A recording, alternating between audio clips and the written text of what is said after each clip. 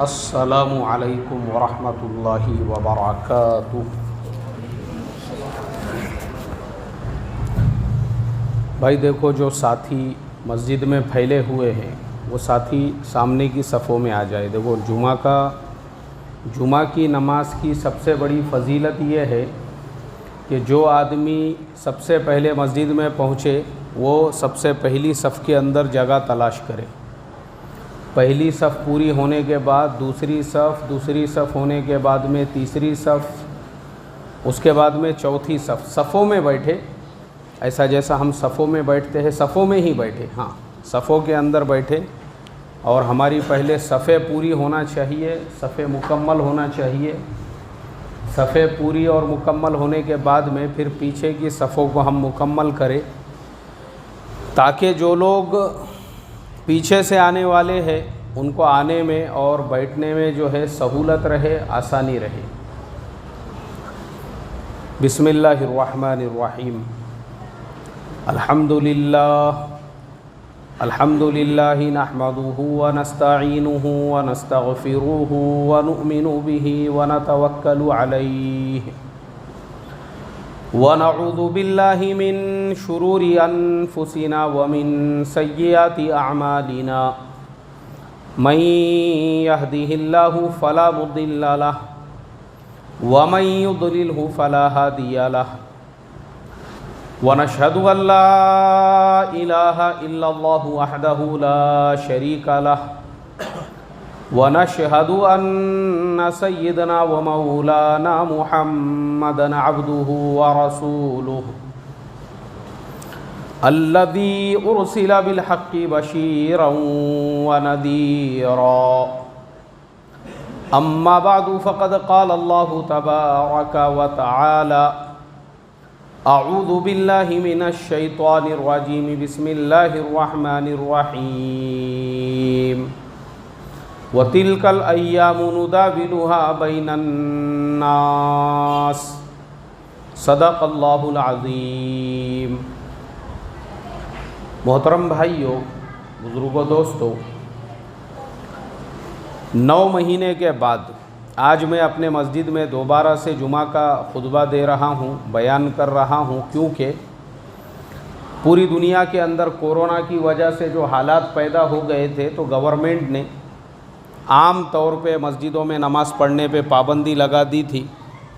तो हम मुसलमान हैं और हमारी ये ज़िम्मेदारी बनती है कि जिस मुल्क में रहते हैं उस मुल्क के कायदे कानून, गवर्नमेंट के रूल्स रेगुलेशंस की हम पूरी पाबंदी करें। ये मुसलमान की शान होती है और हमारे बड़े भी हमको यही तालीम देते हैं कि दुनिया के किसी भी मुल्क में आप जाओ, जिस मुल्क में भी जाओगे तो उस मुल्क के कायदे कानून और वहाँ के रूल्स रेगुलेशंस की पाबंदी करना ये मुसलमान की ज़िम्मेदारी है। किसकी ज़िम्मेदारी है भाई? मुसलमान की ज़िम्मेदारी है। अब हम इंडिया में रहते हैं, हमारी गवर्नमेंट ने ये पाबंदी लगा दी थी कि तमाम जो इबादत खाने हैं, चाहे वो किसी भी ज़ात के हो, किसी भी धर्म के हो, किसी भी मज़हब के मानने वालों के हो, उसमें आम तौर पे लोगों को इजाज़त नहीं रहेगी। तो हमारा भी काम ये था कि हम गवर्नमेंट के कायदे कानून का पालन करते और ये हुक्म पे अमल करते कि हाँ भाई, जब पाबंदी लगी हुई है तो जब तक मस्जिदों में आम तौर पे नमाज की इजाज़त नहीं मिलती, हम अपने घर पे नमाज़ पढ़ेंगे या जिस तरीक़े से गवर्नमेंट ने कहा है उस पर अमल करेंगे। ये मुसलमान की शान होती है और हमने वैसा ही किया। आज 9 महीने हो चुके हैं। मुझे याद है अच्छी तरह से, जब कोरोना वायरस शुरू हुआ था वो रमज़ान से पहले का टाइम था और सीरत के बयान का हमारा सिलसिला चल रहा था। कौन सा सिलसिला चल रहा था? सीरत के बयान का। किसको किसको याद है सीरत के बयान का सिलसिला चल रहा था? हनीफ भाई को याद है माशाअल्लाह। और भी 2-4 लोग होंगे ऐसे, हमारे भाई को भी याद है अल्हम्दुलिल्लाह, जो माशाअल्लाह कितने नंबर से आते आप नमाज़ पढ़ने यहाँ? 21 नंबर से। 21 नंबर के हमारे साथी वो माशाअल्लाह, हमारे एक शागिर्द को भी याद है। बहुत सारे लोगों को याद है कि हमने सीरत के बयान का सिलसिला शुरू किए थे। तो हमारा, मुझे लगता कुछ ग़ज़वा बदर के करीब हम पहुँचे थे। अल्लाह के नबी की हिजरत का वाक़या हो गया था, क्योंकि देखो हर साल जो है रबीउल अव्वल में हमारे यहाँ पे हिजरत अपने सीरत शुरू होती है, लेकिन मसला ऐसा हो गया क्योंकि हर साल की तरतीब ये होती है कि रमज़ान आने आने तक अपनी सीरत क्या हो जाती है, पूरी मुकम्मल हो जाती है। लेकिन रमज़ान आया ही नहीं। रमज़ान के आने से पहले ही लॉकडाउन लग गया, मस्जिदों में नमाज़ पढ़ने की आम तौर पे इजाज़त नहीं रही, और रमज़ान आने से पहले पहले ही जो है गवर्नमेंट की तरफ से ये जब पाबंदी लग गई तो हमारा सीरत का जो बयान था वो हिजरत तक ही रह गया, उसके बाद का बाकी है। लेकिन वो बाकी नहीं रहेगा, इंशाअल्लाह अगले जुमा से वो सिलसिला दोबारा शुरू होगा। कौन से जुमा से? अगले जुमा से, क्योंकि आज का पहला जुम्मा है गवर्नमेंट की परमिशन मिलने के बाद। तो मैंने सोचा आज ज़रा जाके आप तमाम लोगों को इत्तला देना और बताना कि भाई जिन लोगों का सीरत का बयान जो है बाकी रहा हुआ है पिछले साल का, हम उसको अधूरा नहीं रहने देंगे। इस साल इंशाअल्लाह उसकी तकमील हो जाएगी, उसको फिर पूरा करेंगे। अभी अगले जुमा से वापस से अभी मैं चेक करूँगा कि पिछला जो आखिरी सीरत का बयान था वो कौन सा था, और उसके बाद का जो है फिर वो अगले जुमा से वापस से सीरत का सिलसिला शुरू होगा। क्योंकि वैसे भी रबीउल अव्वल से हम लोग सीरत का सिलसिला शुरू करते हैं, तो अभी रबीउल अव्वल का जो महीना है कल ही ख़त्म हुआ, 2-4 दिन पहले ही ख़त्म हुआ है। आज जो है 3 या 4 तारीख़ है रबीउल आखिर की, यानी उसके बाद के महीने की। तो इंशाअल्लाह वो सिलसिला हमारा दोबारा से शुरू हो जाएगा सीरत के बयान का। तो इतने दिन क्यों हमको गैप पड़ा? क्योंकि हमारी गवर्नमेंट ने हमको आम तौर पे तमाम इबादत करने वालों को एक जगह पे जमा होने से क्या किया था भाई? मना किया था। और हमारे बड़ों ने हमको ये तालीम दी है कि जिस मुल्क में रहते हो, और हमारे नबी सल्लल्लाहु अलैहि वसल्लम की ये हदीस है कि जहाँ पे रहते हो वहाँ का जो हुक्मरान है उसके कायदे कानून का तुम पूरा क्या करो? एहतराम करो। जिस भी मुल्क में रहते हो, अभी जैसा हम इंडिया में रहते हैं, अब इंडिया में जो है महाराष्ट्र में रहते हैं, बहुत सारे इलाक़ों में जुलाई के महीने से मस्जिदों को खोलने की इजाज़त मिल गई थी, लेकिन महाराष्ट्र में मस्जिदों को खोलने की इजाज़त जो है वो नहीं मिली। अब कब से मिली अपने यहाँ पे मस्जिदों को खोलने की इजाज़त? अभी जो है 16 तारीख़ से मिली। अब 16 तारीख़ से जो मिली, यानी मुल्क के बाकी स्टेट से हमको 4 महीने के बाद ये इजाज़त मिली, तो हमने उसके ऊपर फिर अब क्या करना चाहिए? तब तक रुके रहना चाहिए और अमल करना चाहिए, क्योंकि इस्लाम भी हमको यही सिखाता है। कौन हमको ये सिखाता है भाई? इस्लाम भी हमको यही तालीम देता है, यही सिखाता है। जिस मुल्क में रहेंगे उस मुल्क की कायदे कानून, क्योंकि देखो दुनिया में हर मुल्क का कायदा कानून अलग होता है, हर मुल्क का। अब दुनिया में अलग अलग मुल्क है, बहुत सारी चीज़ें ऐसी होती है जो हमारे अपने मुल्क में उसकी इजाज़त होती है, लेकिन दूसरे मुल्कों में उसकी इजाज़त नहीं होती है। अब जैसा मैं आपको एक बहुत मोटी मिसाल दे के बताता हूँ। अब जैसे गुटखा है, गुटखा इंडिया के अंदर आपको गुटखा हर पान की दुकान पे मिलेगा, गली मोहल्लों के अंदर आपको मिल जाएगा एकदम आसानी के साथ में, और यहाँ पे कोई उसको ऐब नहीं समझता, कोई नुक्स नहीं समझता। गुटखा मतलब यहाँ पे एक आम चीज़ है। गुटखा नहीं मिला तो फिर वो मावा बना के बेचते, मावा भी जो है उसकी जगह पे, गुटखे की जगह पे मावे से भी लोग काम चलाते हैं। अब हमारे यहाँ पे आम है ये गुटखा, मावा, और गुटखे और मावे की ही बरकत है कि कोई मस्जिद के भी बैतुल खला के दरवाजे ऐसे नहीं है जो सही सलामत आपको मिलेंगे। उसकी बरकत से पूरे ऐसे सड़ गए हुए हैं वो नीचे से 1-1 फीट तक, हर मस्जिद में कहीं पे भी।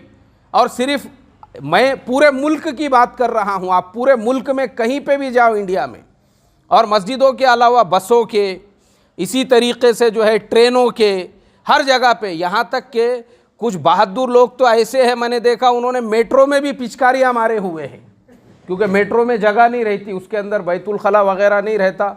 इधर उधर देख के जगह नहीं दिखी, पचक बोल के मार दिए पिचकारी, तो मेट्रो को भी बख्शे नहीं उन्होंने।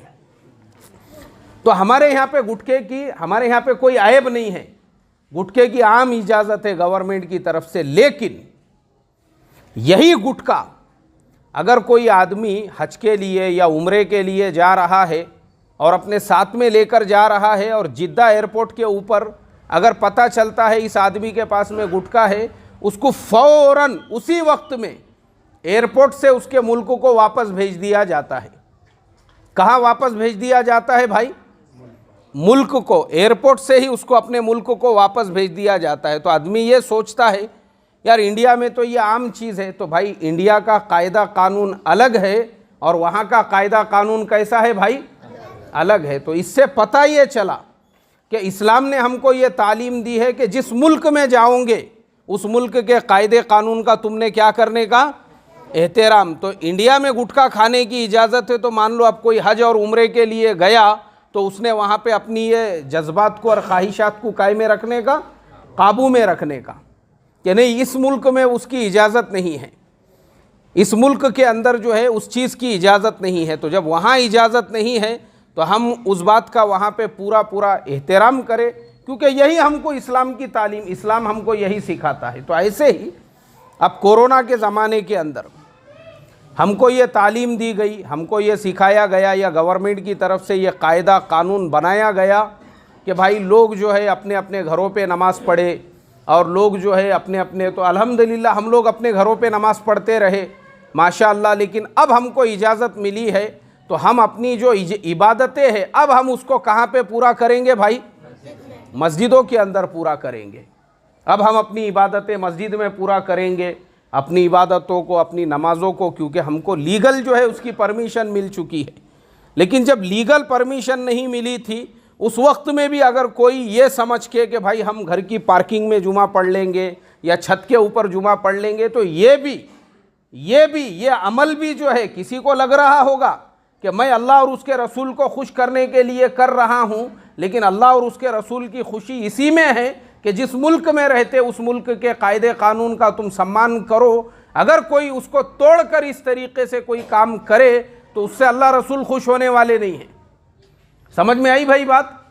हाँ, वो अल्लाह उसके रसूल की रज़ा और खुशी वाला अमल नहीं है, बल्कि अल्लाह और उसके रसूल का खुद हुक्म ये है कि तुम मुल्क के कायदे और कानून का क्या करो, एहतराम करो। क्योंकि मुल्क में जो भी कायदा कानून बनाया जाता है वो इंसानों की जान की हिफाजत के वास्ते, किसकी हिफाजत के वास्ते, इंसानों की जान के हिफाजत के वास्ते में। मुझे आप बताओ ना, गवर्नमेंट ने जो ये कानून कायदा बनाया था भाई, उसमें गवर्नमेंट का फ़ायदा क्या था? उसके अंदर उल्टा नुकसान हुआ उसमें उनका, इसके अंदर उल्टा क्या हुआ भाई, इससे उनका करोड़ों का, अरबों खरबों का जो है उनका नुकसान हो गया।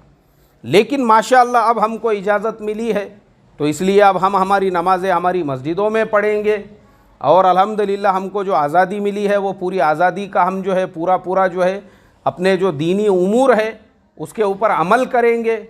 अब क्या हो रहा है, एक चीज़ अब मैं आपको ये बता दूं कि बहुत दिनों से घरों में नमाज़ पढ़ने की वजह से बहुत सारे लोग जो है उनके नमाज के अंदर बहुत सारी चीज़ें बहुत सारे लोगों को याद रही, बहुत सारे लोग भूल गए। तो इसलिए हमने दोबारा से अब अपनी नमाज़ों को दुरुस्त करने की भी फ़िक्र करना चाहिए। किसे दुरुस्त करने की भाई? हाँ, नमाज़ों को दुरुस्त करने की भी हमने फ़िक्र करना चाहिए, क्योंकि ये भी हमारी एक ज़िम्मेदारी है। वरना होता ये है कि मैं अभी देख रहा हूँ, मैं 2-4 दिन से मस्जिद में नमाज़ पढ़ रहा था, तो मैं आजू बाजू वालों के हालात को जब मैंने जायज़ा लिया तो मेरे समझ में ये आया कि घरों पे बहुत दिनों तक नमाज़ पढ़ने की वजह से बहुत सारी चीज़ें जो है बहुत सारे लोगों के जहन से निकल गई, और कुछ लोगों से इस ताल्लुक़ से मेरा मुज़ाकरा भी हुआ। तो इसलिए बेहतर ये है हम अपनी नमाज को दुरुस्त करें, अपने वज़ू को दुरुस्त करें, नमाज के दरमियान में पढ़ने वाली जो दुआएं हैं और जो बाकी चीज़ें हैं उनको भी दुरुस्त करने का हम पूरा ख्याल रखें। अब जैसे मिसाल के तौर पे बाज़ औक़ात क्या होता है कि एक आदमी अब 9 महीने तक वो घर में नमाज़ पढ़ता रहा और अचानक से वो मस्जिद में अगर नमाज़ पढ़ने के लिए जाए तो बाज़ औक़ात ऐसा भी होता है कि उसके जहन में नहीं होता है कि अब ये रुकने के बाद में जो है अगला रुकन मुझे क्या अदा करने का है। तो बाज़ औक़ात ये सारी चीज़ें भी जो है दरपेश आती है। तो बेहतर ये है कि हम अपने वक्त की थोड़ी सी इसके लिए क्या देंगे भाई, कुर्बानी देंगे। और दूसरी चीज़ ये है, अब क्योंकि इतने दिनों से लॉकडाउन होने की वजह से एक और मसला जो है वो सामने आ रहा था, वो ये कि बहुत सारे लोग घरों में रहकर, यानी अब घर की 4 दीवारी में ही थे, घरों में रहकर, और बहुत सारे लोगों का कारोबारी एतबार से नुकसान हो गया, फाइनेंशियली बहुत सारे लोगों का नुकसान हो गया। तो बहुत सारे लोग जो है वो ज़हनी तौर पे परेशान हो गए और डिप्रेशन के पेशेंट बन गए हुए हैं। काय के पेशेंट बने हुए हैं? बहुत लोगों की शिकायत है, ये एक दो आदमियों की शिकायत नहीं है। पिछले जुम्मा को मैंने एक जगह पे बयान किया, तो बयान करने के बाद 4-5 जन मिल गए मुझे, बोले यार मौलाना ये तो मेरा भी प्रॉब्लम है। दूसरे ने बोला मेरा भी प्रॉब्लम है, मेरे को तो रात रात भर नींद नहीं आ रही। मैं यही सोच रहा हूँ कि पहले मुझे पूरी सैलरी मिलती थी, 6 महीने से मेरी आधी सैलरी कम हो गई, वो टेंशन में नींद नहीं आ रही बोले मुझे। दूसरा बोलता मेरी तो नौकरी चले गई बोले। तीसरा बोलता मेरा तो धंधा पूरी तरह से ठप हो गया, मेरे पास में मैंने होलसेल में माल ला कर रखा था। तो लोग इस तरीके से ज़हनी तौर पे परेशान हैं। तो अभी देखो इसका इलाज ये है कि हम हर हालत में अल्लाह तबारक व तआला का शुक्र अदा करें। हर हालत में क्या अदा करेंगे भाई? शुक्र अदा करें। अब शुक्र कैसे अदा करेंगे? शुक्र ऐसे अदा करें जिसकी तनख्वाह आधी रह गई, यानी आधी तनख्वाह जिसकी कम हो गई और आधी बाकी है, तो वो अल्लाह ताला का ये शुक्र अदा करे कि आए अल्लाह तेरा करोड़ों दर्जे करम है, शुक्र है कि कम से कम मुझे आधी तनख्वाह मिल रही है। करोड़ों लोग ऐसे हैं जिनकी पूरी तनख्वाह ख़त्म हो चुकी है। कितने लोग ऐसे हैं भाई? करोड़ों लोग ऐसे हैं। उनके मुकाबले में मुझे कितनी मिल रही है? आधी तो मिल रही है ना, मिल तो रही है ना भाई, आधी तो मिल रही है। तो इसके ऊपर भी हम अल्लाह तबारक व ताला का क्या करें भाई? शुक्र अदा करें, तो आपके दिल में सुकून पैदा होगा। अब अगर आप वही टेंशन को लेकर बैठोगे कि यार पहले मेरा मंथली सैलरी पैकेज इतना था, अब इतना हो गया, अब मेरी तनख्वाह आधी मिल रही, अब पता नहीं मेरा कैसा होता। अरे भाई कुछ नहीं होता तेरा, बेफिक्र रहे तू। किसकी ज़ात पे भरोसा और यकीन रखने का?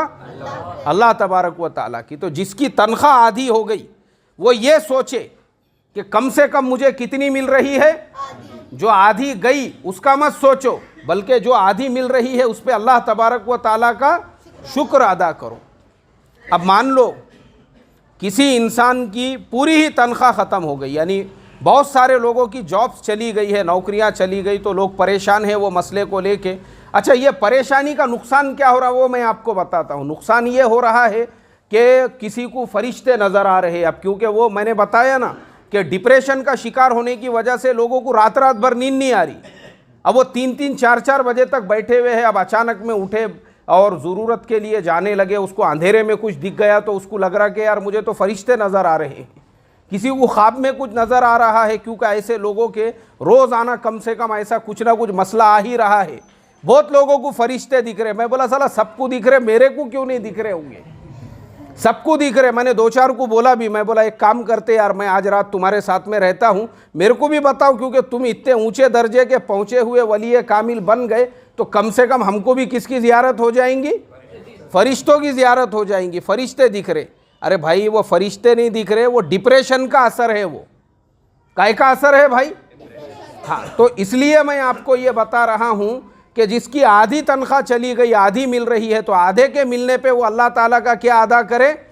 शुक्र अदा करे। और जिसकी पूरी चली गई, तो पूरी जाने वाला वो भी 2 रकात शुक्राना नमाज पढ़ के अल्लाह ताला का शुक्र अदा करे कि अरे अल्लाह, भले मेरी नौकरी चले गई, भले मेरी तनख्वाह ये हो गई, लेकिन तूने मुझे जो है जिस्मानी और एतबार से पूरी तरह से सेहतमंद रखा, अच्छा रखा। हज़ारों लोग ऐसे हैं, हज़ारों लोग जो ये बीमारी के ज़माने में बीमारियों का शिकार हो गए, और बहुत सारे तो ऐसे हैं जो दुनिया से चले गए। बहुत सारे ऐसे हैं जो माजूर होके बैठ गए अपने घरों के ऊपर। कम से कम तूने मुझे वैसा तो नहीं रखा, मुझे हाथ पैर के एतबार से कैसा रखा भाई? तूने सही रखा, सलामत रखा। ठीक है, आज ये नौकरी चले गई तो कल मेरे को दूसरी नौकरी कम से कम क्या हो जाएंगी? मिल जाएंगी। ऐसा नहीं है कि हालात जो है वो साजगार नहीं होंगे। आज हालात है, आने वाले 15 दिन के बाद, महीने के बाद, 2 महीने के बाद, 6 महीने के बाद, मुझे आप बताइए हालात बदलेंगे या नहीं बदलेंगे? और हालात बदलने वाली ज़ात किसकी है? अल्लाह तबारक व ताला की ज़ात है। ये अल्लाह तबारक व ताला की ज़ात है हालात को बदलने वाली। तो इसके लिए जिसकी अगर पूरी भी नौकरी गई है तो वो भी इस बात का टेंशन ना ले कि यार मेरी तो पूरी नौकरी गई, बल्कि वो इस पर अल्लाह ताला का शुक्र अदा करे कि कम से कम तूने मुझे हाथ और पैर के एतबार से और ज़हनी तौर पे सही सलामत रखा। कैसा सही सलामत रखा भाई? ज़हनी तौर पे भी जो मैंने अभी आपको बताया हूँ, लोगों को फरिश्ते नज़र आ रहे हैं, वो इसलिए नज़र आ रहे कि आप डिप्रेशन का शिकार हो रहे, और डिप्रेशन का शिकार इसलिए हो रहे हैं क्योंकि आप निगेटिव सोच रहे हो। अब जैसे कारोबारी एतबार से, मैं कारोबार के कल जो पिछले जुम्मा को मुझे एक साहब मिले थे, मैं आपको उनकी थोड़ी कारगुजारी सुनाता हूँ कि मैंने उनकी जहन साजी कैसे किया। वो बोलने लगे, मौलाना मुझे पूरी पूरी रात नींद नहीं आ रही है। बोले मैं रात भर नहीं सो रहा हूँ और दिन में भी सोने की कोशिश करता हूँ, मुझे नींद ही नहीं आ रही। बोले अभी भी देखो, बोले मैं जुम्मे की नमाज तक जगा हुआ हूँ, जबकि मुझे पूरी रात भी नींद नहीं आई, अभी दिन में भी नींद नहीं आई, और अभी भी मुझे कुछ मतलब मेरे जहन में बार बार वही ख्यालात आ रहे हैं। तो मैंने उनको यही समझाया, मैंने कहा आप जो है इस बात के ऊपर अल्लाह ताला का शुक्र अदा करो कि कम से कम अल्लाह ताला ने आपको आपके हाथ पैर कैसे दिए हुए हैं? सही सलामत दिए। फिर मैंने उनसे ये सवाल करा, अच्छा मैंने उनको कहा मुझे ये बोलो, जिस घर में आप रहते हैं ये आपका खुद का घर है या किराए का घर है? बोले नहीं, ये तो मेरा खुद का घर है। तो मैंने कहा अब भी 2 रकात शुक्राना नमाज पढ़ो। अरे तुमको अल्लाह ताला ने इतने बड़े मसले से महफूज रखा, तुमको किराया देने का टेंशन नहीं है, वरना सबसे बड़ा जो टेंशन होता है वो कौन सा टेंशन होता है भाई? किराया देने का। आदमी एक टाइम का कम खाता है, लेकिन ये सोचता है कि महीना पूरा होने से पहले पहले जो है महीने भर के किराए का मेरे पास में क्या हो जाना चाहिए? इंतज़ाम हो जाना चाहिए। मैं बोला 2 रकात नमाज पहले तुम पढ़ो और नमाज पढ़ के वापस से आओ, मैं आगे की बात बाद में करता हूँ। उनको मैंने 2 रकात नमाज पढ़ने लगाया। अरे शुक्र करो, मैं बोला तुम, ये तो नाशुक्री है अल्लाह ताला की कि जिस अल्लाह ने तुमको माशाअल्लाह आपका खुद का मकान दिया है, जिसमें आप आराम से इत्मीनान से सो रहे हो, अल्लाह ने ऐसी सेहत दी है आपको, और सिर्फ ये टेंशन लेके कि आपकी दुनिया की कमाई थोड़ी सी कम हो गई। अरे कम हुई तो हुई, मैं बोला उसको कब्र में थोड़ी लेकर जाने का था। अभी कोरोना के टाइम पर कई ऐसे लोग हैं जिनकी मैंने कारगुजारियां पढ़ा हूं, 500 करोड़ के मालिक। कितने 100 करोड़ के मालिक भाई? 500 करोड़ का मालिक। एक आदमी एक शहर के एक एरिया का नगर सेवक था बंबई के अंदर, और साथ में बिल्डर भी था, और कितने करोड़ की प्रॉपर्टी थी? 500 करोड़ की प्रॉपर्टी उस इंसान की। उसको कोरोना हो गया, दवाखाने में उसको एडमिट किए। अफसोस के साथ मैं आपको बता रहा हूं, जिस आदमी के लाखों फॉलोवर्स होंगे, हजारों जिसके जो है जिसको वोट देने वाले होंगे, और कम से कम सैकड़ों लोग उसके पास काम करने वाले होंगे, जिसके इतने बड़े बड़े काम चल रहे थे, उसको एम्बुलेंस के अंदर से 4 लोगों ने निकाले, बेसहारा, कोई उसके करीब में नहीं, उसके रिश्तेदार वगैरह 1 किलोमीटर दूर खड़े रह के सब देख रहे हैं, किसको करीब आने की इजाज़त नहीं है। उस 500 करोड़ के इंसान को उन्होंने बेरहमी के साथ में बाहर निकाले, ले जाके वो लकड़ियों के ऊपर फेंक दिए, और वहीं पे जो है उसके यानी जो आखिरी रसूमात होती है वो अदा किए, और ये लोग 1 किलोमीटर दूर खड़े रह के क्या कर रहे हैं? रो रहे हैं। ये अफसोस की बात है और इबरत की बात है हमारे लिए कि इंसान किसके लिए कमाता है? बोले मेरी औलाद की ज़िंदगी संवर जाए, मेरे बीवी बच्चों को मेरे मरने के बाद में जो है कुछ करने की ज़रूरत ना पड़े। लेकिन अफसोस की बात यह है, उनके लिए 500 करोड़ की प्रॉपर्टी बनाने के बावजूद कोई भी उसके आखिरी वक्त में जो है उसके करीब भी नहीं आ सकता, आने की भी किसी को इजाज़त नहीं, यहाँ तक के उसको बेचारे को गुस्ल नसीब नहीं, हम अगर बोले कफन नसीब नहीं, तो ये बात में कोई शुबा नहीं होगा। आप मुझे बताइए, तो हमने जो है ये चीज़ें देख देख कर इससे क्या हासिल करना चाहिए भाई? इबरत हासिल करना चाहिए, और अल्लाह ताला का क्या अदा करना चाहिए? शुक्र अदा करना चाहिए। अरे अल्लाह क्या फ़ायदे का है, मैं भी अगर दौलत के ढेर जमा कर लूँगा, अरे भाई मेरी ज़रूरियात पूरी हो रही है या नहीं हो रही है? अपनी जो ज़रूरियात है वो अल्लाह अपने फजल से, अपने ख़जाने से पूरी कर रहा है या नहीं कर रहा है? जब अल्लाह ताला जो है ज़रूरियात पूरी कर रहा है, तो लोग जो टेंशन और परेशानी में और डिप्रेशन में हैं, वो सिर्फ अपने ख्वाहिशात की वजह से। किसकी वजह से है भाई? ख्वाहिशात की वजह से, क्योंकि ख्वाहिशात की तकमील नहीं हो रही है, ख्वाहिशात पूरी नहीं हो रही है, इसकी वजह से लोग आज डिप्रेशन और परेशानी का शिकार है। तो इसके लिए अगर आप लोगों के किसी की रोज़गार चला गया होगा, या किसी के दुकान का धंधा कम हो गया होगा, या किसी की आमदनी कम हो गई होंगी, तो उसका टेंशन लेके डिप्रेशन में नहीं जाने का, बल्कि अल्लाह ताला का क्या अदा करने का? शुक्र अदा करने का कि अरे अल्लाह, भले मेरी दुनिया की आमदनी, अरे दुनिया तो आने जाने वाली चीज़ है, आज है कल नहीं, कल है परसों आ जाएंगी जो आज चली गई, तो कोई उसका मसला नहीं है, लेकिन तूने मुझे सही सलामत सेहत अता फरमाई, ये तेरा मेरे ऊपर सबसे बड़ा क्या हुआ, करम और एहसान हुआ। और वो वाक़िया है, वाक़िया लिखा हुआ है हज़रत शेख रहमतुल्लाह अलैह ने। एक अल्लाह वालों के पास में एक आदमी आया और उसने उनसे आके शिकायत की और उन अल्लाह वालों से कहा, बोले मुझे तो अल्लाह ताला ने कुछ भी नहीं दिया हुआ है। उन अल्लाह वालों ने बोले तेरे पास में क्या नहीं है?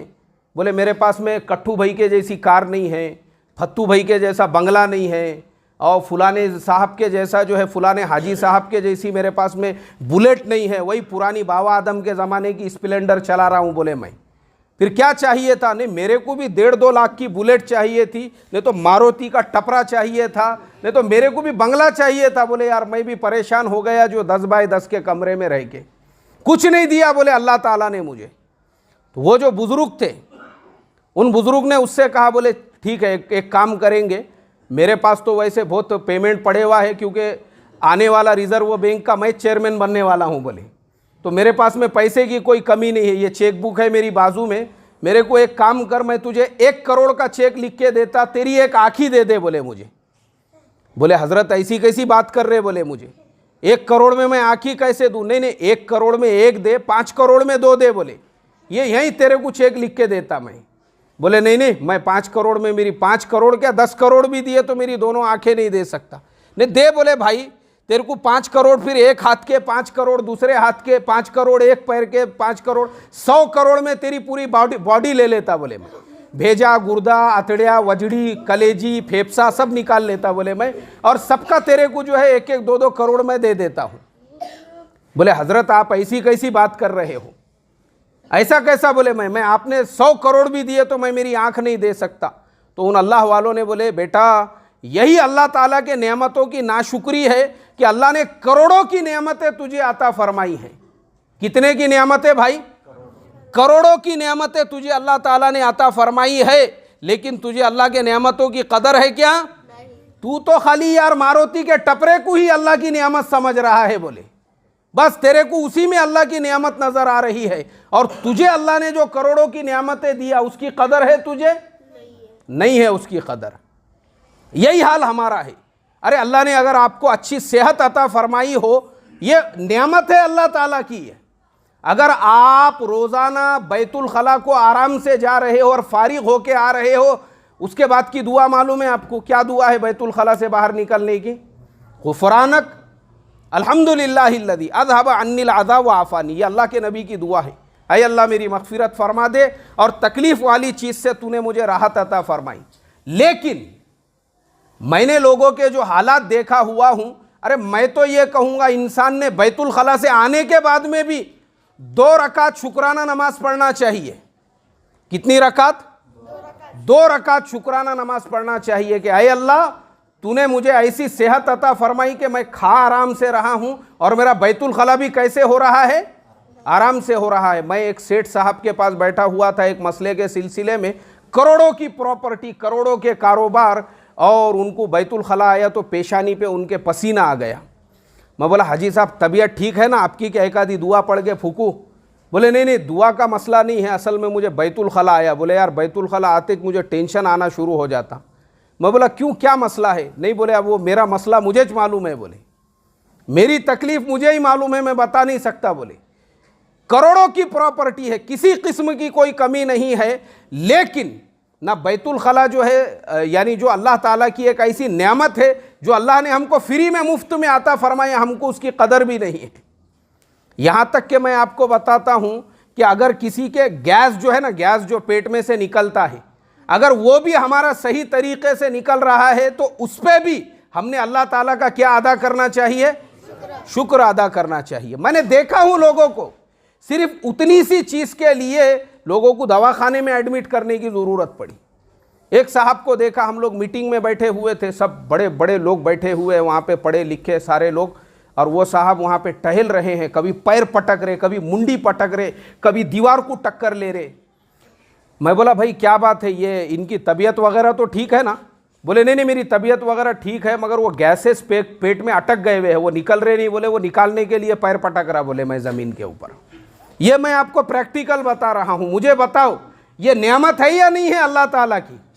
ये सब अल्लाह ताला की नेमत है। अगर हम लुकमा जो खा रहे हैं, लुकमा मुंह में डाल के जो लुकमा खा रहे हैं, वो लुकमा हमारे छाती में और छाती से पेट में जो उतर रहा है, उस पर भी हमने अल्लाह ताला का क्या अदा करना चाहिए? शुक्र अदा करना चाहिए। वरना ऐसे भी लोग देखने के लिए मिले कि लोगों ने उनको दवाखाने में पड़े हुए हैं, आईसीयू के अंदर 15-15 दिन खिलाए और मरने से पहले उन्होंने पूरा उंडेल दिए और उसके बाद में इंतकाल हुआ। पता चला जितना खिला रहे थे वो पेट के अंदर उतरा ही नहीं उनके। तो लुकमे का मुंह में जाना और मुंह में से जो है पेट के अंदर उतरना, ये भी अल्लाह ताला की बहुत बड़ी क्या है भाई? नेमत है ये अल्लाह ताला की। और हम किसको नेमत समझ रहे? साला बोले मेरे सामने गाँव से आया था, कुछ नहीं था, सेमड़े के पास में मारुति का टपरा ले लिया बोले इसने, और मेरे पास में मारुति का क्या नहीं है? टपरा नहीं है बोले मेरे पास में। हम इसको नेमतें समझते हैं। और ये जो नेमतें अल्लाह ताला ने अपने को दिए भी है, इसको नेमत समझते क्या भाई? ये नेमतें हैं। तो इसलिए हालात सबके ऊपर है, आपके ऊपर नहीं है। पूरी दुनिया हालात का शिकार है। ये जो कोरोना है और ये जो लॉकडाउन है, ये खाली इंडिया में नहीं हुआ, ये कहाँ पे हुआ भाई? पूरी दुनिया के अंदर। और पूरी दुनिया के लोग परेशान हैं। तो हम ये सोचे भाई मैं कोई ऐसा अकेला आदमी तो हूँ नहीं कि मेरी नौकरी चले गई या मेरी सैलरी आधी हो गई या मेरे धंधे पे असर पड़ा, बल्कि किस पे असर पड़ा है? इसका पूरी दुनिया के ऊपर असर पड़ा है। तो मेरे ऊपर भी पड़ा। तो मेरे अल्लाह का करोड़ों दर्जे करम है, उसने मुझे ज़िंदगी दिया, सेहत दिया। आज नहीं तो कल जब मेरी सेहत अच्छी हो जाएंगी, वापस से मैं दुनिया कमा लूँगा। वापस से दुनिया क्या हो जाएंगी भाई? आ जाएंगी। लेकिन आदमी टेंशन में रहेगा, उसको फरिश्ते नज़र आ रहे हैं। मैं बोला हज़रत जिब्रील तो नहीं नज़र आ रहे थे ना? नहीं नहीं अभी तक मैं वो मकाम पे नहीं पहुंचा। बोले अभी खाली फरिश्ते नज़र आ रहे। तो ये जो है ना, ये डिप्रेशन की वजह से है। काई की वजह से है? हाँ, अपने ख्यालात। और मैं आपको एक वाक़या सुना के अब बात ख़त्म करूँगा, क्योंकि देखो अब गवर्नमेंट की तरफ से परमिशन मिल गई है। तो जो हमारा पुराना रूटीन था, हम वो रूटीन के हिसाब से ही, अभी जुमा का बयान भी हमारा पहले जैसा होता था 40 तक हर जुमा को, अभी वही बयान होगा। और बाकी तमाम चीज़ें भी, क्योंकि अब तक हम जो रुके हुए थे, किसकी वजह से रुके हुए थे? गवर्नमेंट के मतलब जो बंदी थी उसकी वजह से। और अगले जुमा से जो हमारा सीरत का बयान बाकी रह हुआ है पिछले साल का, वहीं से हम कंटिन्यू करेंगे इंशाल्लाह। तो हज़रत मौलाना अब्दुल रशीद साहब गंगोही रहमतुल्लाह अलैह, उनका एक वाक़या लिखा हुआ है। एक नौजवान आया उनके पास, बोले हज़रत मेरे को भी बहुत बड़ा वली बनने का है। तो उन्होंने बोले ठीक है, तुझे अगर वली बनना है तो जो पहला स्टेप है उसका वो ये है कि तू थोड़े दिन हमारी खानकाह में रहे और हमारी सोहबत में वक्त गुजार। तो उसने बोला नहीं नहीं मेरे को ज़रा जल्दी है, बोले इमरजेंसी है। अगर वली बनने का कोई, जैसे पासपोर्ट में होता है ना, एक फ़ास्ट पासपोर्ट 5000 में जल्दी मिल जाता, और फिर एक रेगुलर होता है जो 40 दिन के बाद मिलता। बोले वो रेगुलर वाले के लिए टाइम नहीं है मेरे पास, मैं ज़रा जल्दी में हूँ। बोले भाई जल्दी में नहीं बन सकते, अभी तुमको थोड़ा वक्त गुजारना पड़ेगा यहाँ पे। अब वो जो नौजवान था जल्दी में था, उसने अपने दिल से ही वजीफ़े पढ़ना शुरू कर दिया। दिल से ही जो एक किताब में देख के खुद ही कोर्स करने लग गया। वो एक किताब में देखा, उसमें लिखा हुआ था कि बोले अल्लाह का कुर्ब पैदा करने के लिए क़िल्लत ताम, क़िल्लत मनाम और क़िल्लत कलाम, इस पे अमल करना चाहिए। तो उसने क्या किया, खाना पीना भी छोड़ दिया, अब एकदम थोड़ा थोड़ा खाने लगा। तो उसको हज़रत मौलाना अब्दुल रशीद साहब गंगोही रहमतुल्लाह अलैह ने बोले भाई थोड़ा बहुत खा, जान के वास्ते में हालत तेरी पतली होते जा रही। बोले नहीं नहीं, मुझे जो है जल्दी वली बनने का है, इसके वास्ते में बोले मैंने अपना खाना जो है कम कर दिया हूँ, ताकि मैं ज़्यादा से ज़्यादा अल्लाह के करीब पहुँच सकूँ। अब और खाना कम करने की वजह से उसका जो दिमाग था उसके ऊपर असर हो गई। अब जो है वो बेचारा, उसको ऐसा आँखों के सामने अंधेरी आने लगी और ऐसे जो है उसको सफ़ेद सफ़ेद नज़र आने लगा। तो उसने उनसे जाके कहा, बोले हज़रत देखो मैंने कहा था ना, अल्हम्दुलिल्लाह मैं विलायत के पहले स्टेज पे पहुंच चुका हूं, अब मुझे फ़रिश्ते नज़र आना शुरू हो गए हैं। बोले हज़रत ने बोले अरे अल्लाह के बंदे, तू खाना पीना शुरू कर दे, वो फ़रिश्ते नहीं हैं, तेरे दिमाग पे असर हो रहा है, आँखों पे असर हो रहा है, वो फ़रिश्ते नहीं है वो। उसके बाद में और खाना कम किए तो अब दिमाग पूरी तरह से जो है काबू से बाहर निकल गया। और वो निकलने के बाद जो है फिर जो बड़े बड़े घर के गोधड़े हैं, कंबल है, वो सिर को बांध के जो है गली रास्तों में जो ज़ुबान से ज़िक्र व तस्बीह किया करते थे उसी से गालियाँ बकने लग गई।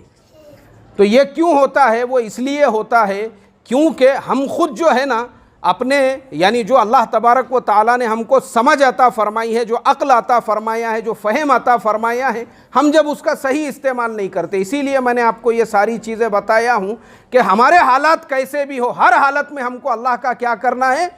शुक्र अदा करना है। अगर हम डिप्रेशन में जाएंगे और डिप्रेशन में जाएंगे तो ऐसे हमारे दिमाग पे क्या हो जाएंगे भाई? असरात होंगे। अल्लाह ताला इससे हम तमाम की हिफाजत फरमाए, और जिनकी सुन्नतें बाकी है वो सुन्नतें पढ़ ले, और पीछे जो भाई खड़े हुए हैं वो ऊपर के हिस्से में पहुंच जाए भाई।